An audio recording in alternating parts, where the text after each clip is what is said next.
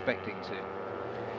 Yeah, it's surprising. I mean, he, back in Motegi last season in Moto3, he didn't have the best of results. He's in 15th.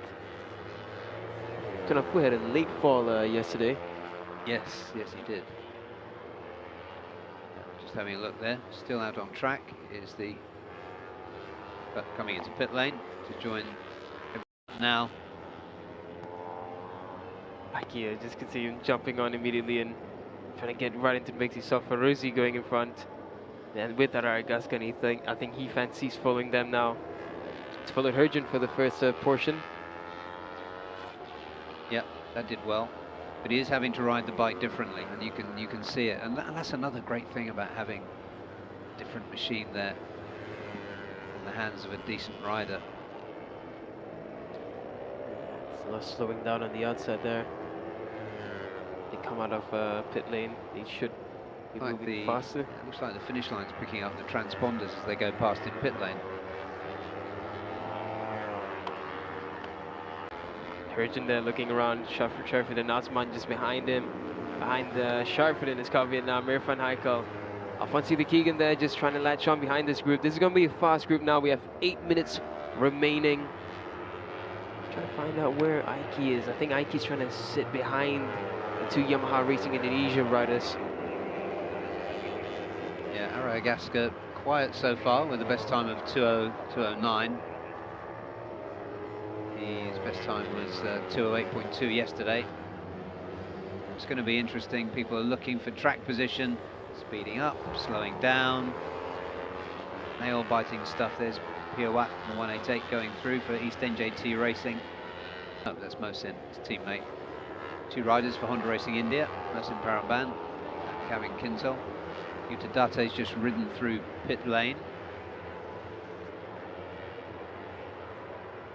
Herjun looked like he just didn't want these two Honda riders behind him following him, but I think Herjun's realized that the longer he takes to get on with it, the longer that they'll just follow behind. So there we go, race direction, all riders no waiting, because that was almost an entire lap of just coasting on the outside of the turns. And now we're getting some action. Irfan Haikal making his move on Alfonso the Keegan as he tries to latch on behind, but See some action now, and they're at the front.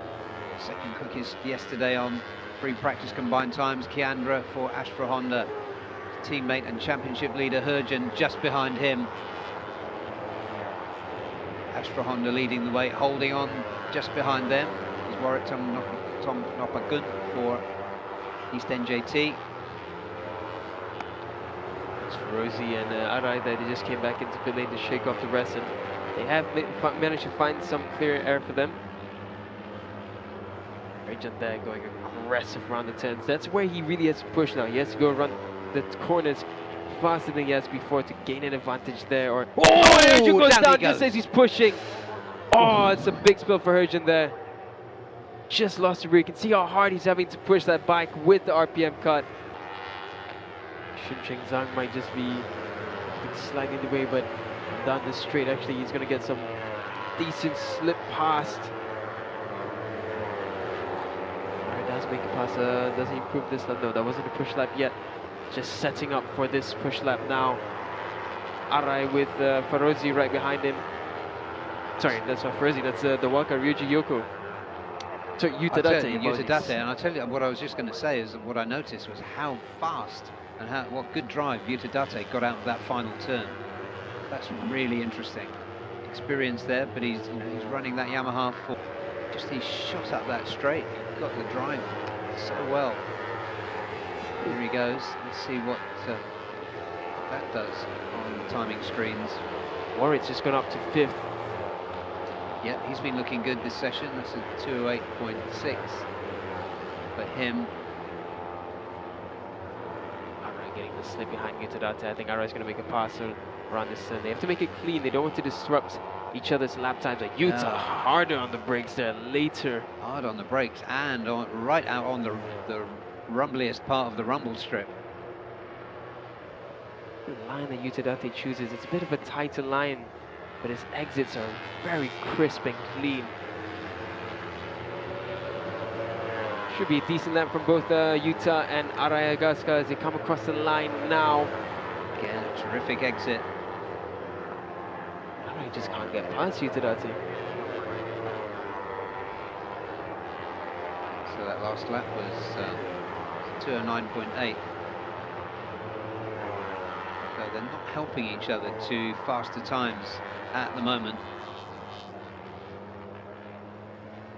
This will be their last flying lap that we're watching now.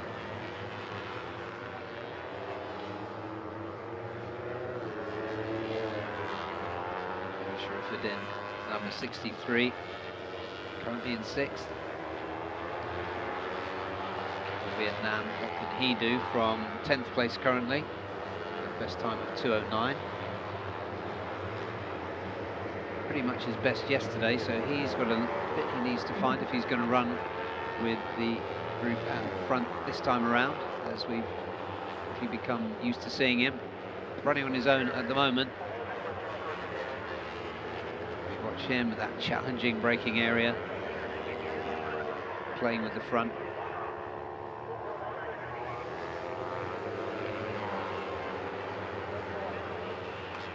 Through the flowing part of the lap.